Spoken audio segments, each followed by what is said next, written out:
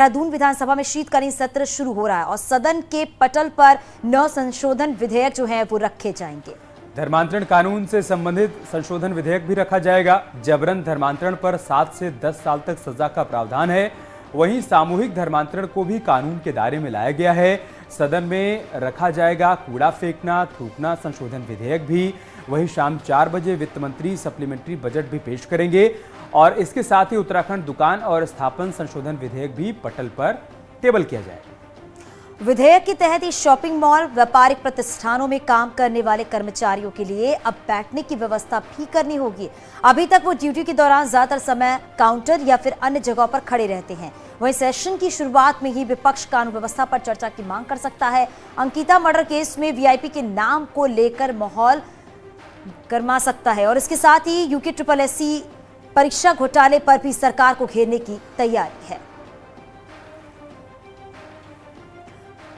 तो आज से शीतकालीन सत्र की शुरुआत हो रही है। 9 संशोधन विधेयक पटल पर रखे जाएंगे जिन पर चर्चा होगी और शाम 4 बजे अनुपूरक बजट भी पेश किया जाएगा। सुनील नवप्रभात हमारे साथ जुड़ चुके हैं देहरादून से। सुनील, आज सत्र के पहले दिन क्या क्या बड़ी बातें निकलकर सामने आ सकती हैं? क्या कुछ बड़े प्रस्ताव हैं, बड़े विधेयक हैं जो कि रखे जाएंगे सदन के पटल पर?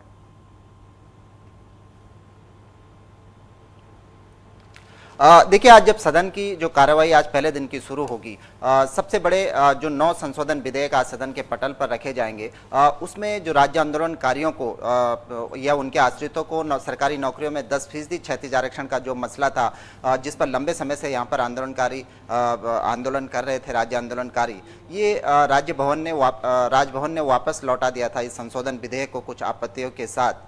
10% क्षैतिज आरक्षण के विधेयक को इसमें राज्य सरकार लगातार कसरत कर रही थी। न्याय विभाग के पास से प्रस्ताव गया, विधायक के पास से प्रस्ताव गया।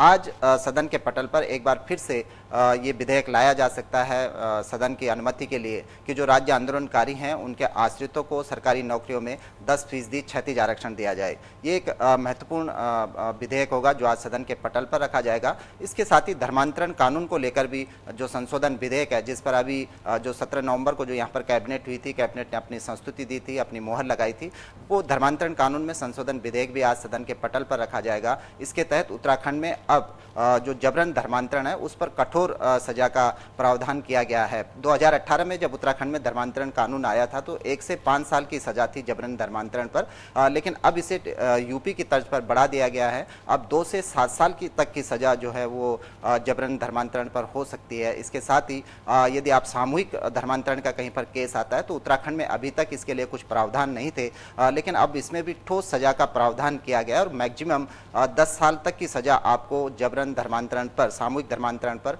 हो सकती है। इसमें जो अर्थदंड अभी तक लगाया जाता था वो 25,000 के आसपास था। इस संशोधन के तहत अब वो अर्थदंड भी बढ़ाकर 50,000 कर दिया गया। तो एक महत्वपूर्ण डिसीजन था राज्य सरकार का, जिस पर आज सदन के समक्ष रखा जाएगा कि सदन अपनी संस्तुति इस पर दे।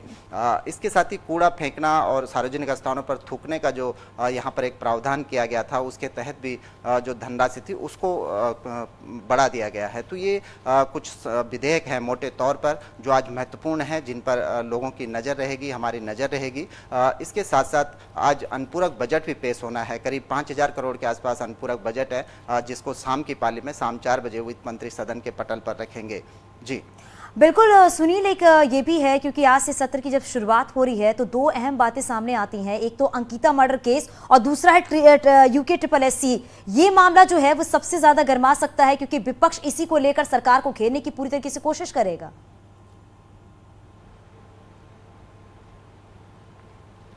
बिल्कुल चांदनी, कल भी हमने देखा कि जब कार्य मंत्रणा समिति की मीटिंगें हुई, सर्वदलीय मीटिंगें हुई, उसके बाद कांग्रेस ने अपने विधायकों की अलग से मीटिंग बुलाई, उसमें रणनीति बनाई कि जो शीतकालीन सेशन है किस तरह से यहाँ पर जनता के मुद्दे उठाए जा सकते हैं, सरकार को घेरा जा सकता है। तो वहीं सत्ता पक्ष की ओर से भी, ट्रेजरी बेंच की ओर से भी शाम को कल बीजेपी ने अपने विधायकों की मीटिंग बुलाई थी, उसमें भी रणनीति बनाई गई कि विपक्ष किन सवालों पर मुखर होगा और सत्ता पक्ष, ट्रेजरी बेंच किस तरह से उन सवालों का जवाब देगी, विपक्ष का सामना करेगी। तो विपक्ष की जो रणनीति है, आज पहले दिन जब सदन शुरुआत होगी 11 बजे से, आप देखेंगे कि विपक्ष यहाँ पर जो कानून व्यवस्था है उसका मुद्दा पुरजोर ढंग से उठा सकता है और विपक्ष इस मांग पर अड़ सकता है कि सबसे पहले सारे कामकाज रोककर, सदन की कार्रवाई रोककर प्रदेश में जो कानून व्यवस्था के हाल है उस पर चर्चा की जाए। विपक्ष का मुख्य जो मुद्दा रहने वाला है वो अंकिता मर्डर केस में है। विपक्ष का यह कहना है कि आखिर वो वीआईपी जिसके सामने अंकिता को लाया जाना था, जिसके कारण ये अंकिता मर्डर केस सामने आया, वो वीआईपी कौन है, उस वीआईपी का नाम सरकार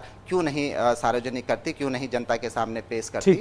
तो विपक्ष का ये आरोप है कि सरकार कहीं न कहीं असली मसलों को छुपा रही है, इसलिए इसमें सीबीआई जांच की मांग होनी चाहिए। तो इसको लेकर आज शुरुआत में ही आप देखेंगे कि जो सदन की कार्रवाई शुरू होगी इस पर जमकर विपक्ष हंगामा कर सकता है। इसके अलावा जो UKSSC के तहत जो तमाम घोटाले अभी तक सामने आए कि जो भी परीक्षाएं हुई पिछले एक दशक में, उनमें कहीं ना कहीं घोटाले देखने को मिले, तो इसको भी विपक्ष बड़ा मुद्दा बना सकता है और विपक्ष इस पर भी ये डिमांड कर रहा है कि सरकार इस पर सीबीआई जांच सेटअप करे। तो इन तमाम मसलों पर आज सदन की जो कार्रवाई है, सदन के भीतर तो माहौल आपको गर्माहट भरा दिखाई देगा, लेकिन बाहर भी जो ट्रांसपोर्टर्स हैं, जो टैक्सी मैक्सी संचालक हैं, उनकी भी अपनी डिमांड से उनकी मांगे हैं, उन्होंने भी आज विधानसभा घेराव का ऐलान किया है। तो कुल मिलाकर अगर आप देखेंगे न्यूज़ 18 इसकी पल पल की जानकारी आपको देगा कि सदन के बाहर और भीतर दोनों जगह आज माहौल गर्माहट भरा हो सकता है। जी, बहुत शुक्रिया आपका हमारे साथ जुड़ने के लिए और जानकारी हम तक पहुंचाने के लिए। पहाड़ पर गुलदारों के हमले लगातार जारी हैं और अब गुलदार के हमले का एक वीडियो भी सामने आ गया है। बेहद ही हैरान करने वाला ये वीडियो है जिसमें 2 महिलाओं पर गुलदार ने हमला किया है। गुलदार पहले एक महिला पर हमला करता है और उसे नीचे गिरा देता है, वहीं उसके बाद दूसरी महिला पर भी हमला करके गुलदार उसे भी गिरा देता है। वहां आपको बताते चले कि चीख पुकार मच जाती है। हल्ला गुल्ला सुनने के बाद गुलदार भी भाग जाता है और उसके बाद घने जंगल की